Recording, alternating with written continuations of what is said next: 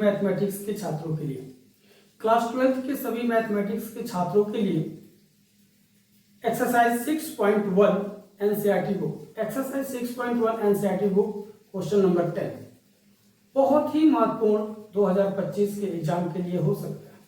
दोस्तों ये मेरा मानना है और मेरा गेस है, इस क्वेश्चन को अगर आप लोग ठीक से स्टडी करें तो हो सकता है एग्जाम के लिए आपके लिए ये बहुत ही महत्वपूर्ण साबित हो। क्वेश्चन नंबर 10 है, ध्यान दीजिए दोस्तों। एक 5 मीटर लंबी सीढ़ी दीवार के सहारे झुकी है। सीढ़ी के नीचे का सिरा जमीन के अनुदिश दीवार से दूरी 2 सेमी प्रति सेकंड के दर से खींचा जाता है। दीवार इसकी ऊंचाई किस दर से घट रही है जबकि सीढ़ी के नीचे का सिरा दीवार से 4 मीटर की दूरी पर है। दोस्तों ये क्वेश्चन एपी बोर्ड हो या सीबीएसई बोर्ड हो, दोनों के लिए सेम होता है और सेम ही कंडीशन में सॉल्व भी किया जाएगा। इंग्लिश में ये क्वेश्चन है आपका, a ladder 5 meter long is leaning against a wall. The bottom of the ladder is pulled along the ground away from the wall at the rate of 2 centimeter per second. How fast is its height on the wall decreasing when the foot of the ladder is 4 meter along from the wall? दोस्तों कहा जाता है इस प्रश्न में कि एक सीढ़ी है जो दीवार के सहारे लगी हुई है। सीढ़ी का ऊपर वाला हिस्सा किस दर से घटेगा यदि निचले हिस्से को खींचा जाए। कुछ इसका फिगर इस प्रकार होगा, ध्यान दीजिएगा। ये एक दीवार है और ये एक सीढ़ी है और ये इसका ग्राउंड लेवल है। ओके, प्रश्न में कहता है कि दीवार से 2 सेंटीमीटर प्रति सेकंड के दर से खींची जाती है, इसको हटाई जाती है, इसकी डिस्टेंस को बढ़ा दी जाती है। अगर ये x मान लिया जाए और इसको y मान लिया जाए तो अगर इसमें परिवर्तन होगा तो ये dy/dt होगा और इसमें परिवर्तन होगा तो ये dx/dt होगा।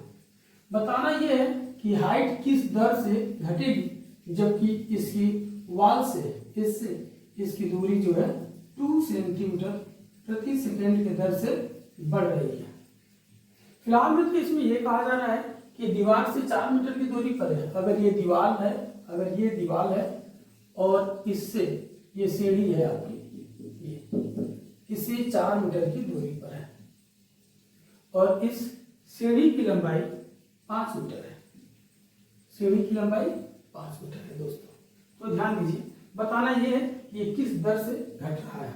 तो आप इसको बता सकते हैं दोस्तों, ध्यान से देखिए। एक 5 मीटर लंबी सीढ़ी दीवार के सहारे झुकी है। सीढ़ी के नीचे का सिरा जमीन के अनुदिश दीवार से 2 सेंटीमीटर प्रति सेकंड की दर से खींचा जाता है। दीवार पर इसकी ऊंचाई किस दर से घट रही है जबकि सीढ़ी के नीचे का सिरा दीवार से 4 मीटर की दूरी पर स्थित है। जाहिर सी बात है, ये हाइपोटेनस हो गया और ये बेस हो गया, ये परपेंडिकुलर हो गया। अगर निकालने की कोशिश किया जाए, अगर ये y है तो ऐसे y इक्वल टू आप निकाल सकते हैं 5 का स्क्वायर माइनस 4 का स्क्वायर, यानी ये होगा 25 माइनस 16, मतलब y इक्वल टू 9 यानी 3 हो जाएगा। ओके, अब y का वैल्यू 3 हो जाएगा दोस्तों, ध्यान दीजिएगा। तब हम इसी फॉर्मूले का यूज करेंगे और लिखेंगे हाइपोटेनस यानी 5 का square equal to x square plus y square. Pythagoras theorem का प्रयोग करेंगे और इसी से हम सॉल्व कर देंगे। अब ये है आपका 25 और ये x square plus y square, derivative with respect to t के सापेक्ष अगर इसका अवकलन कर दिया जाए तो 25 ये कांस्टेंट है, इसका अवकलन करेंगे ये 0 हो जाएगा। X square 2x into dx/dt होगा और y square 2y into dy/dt होगा। दोस्तों आपको बता दिया जाए कि यहाँ 2x की वैल्यू वहां पे दे दी गई है।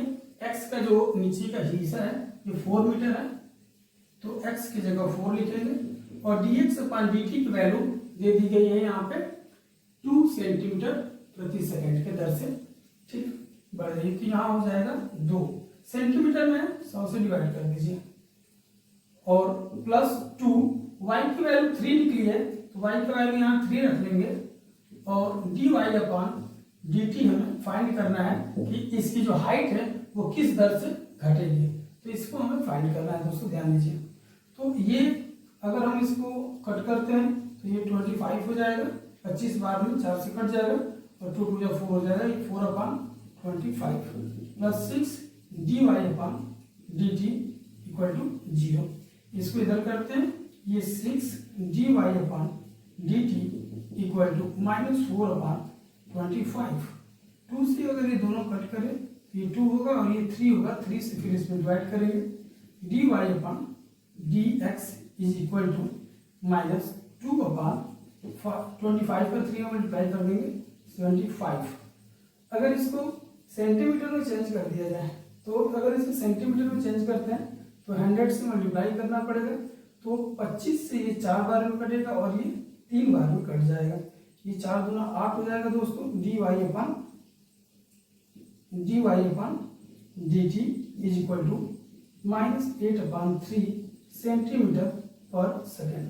तो दोस्तों हम आप लोगों से बता दें कि जब किसी सीढ़ी को दीवार से लगा कर रखा जाता है जिस सीढ़ी की लंबाई 5 मीटर है और उसकी निचली सीढ़ी को पकड़ के खींचा जाता है, जो दीवार से ऑलरेडी 4 मीटर की दूरी पे है, सीढ़ी की हाइट 5 मीटर है और जो नीचे से 4 मीटर की दूरी पे है, तो इस दीवार की हाइट निकाल लेंगे जो 3 मीटर निकल जाएगा।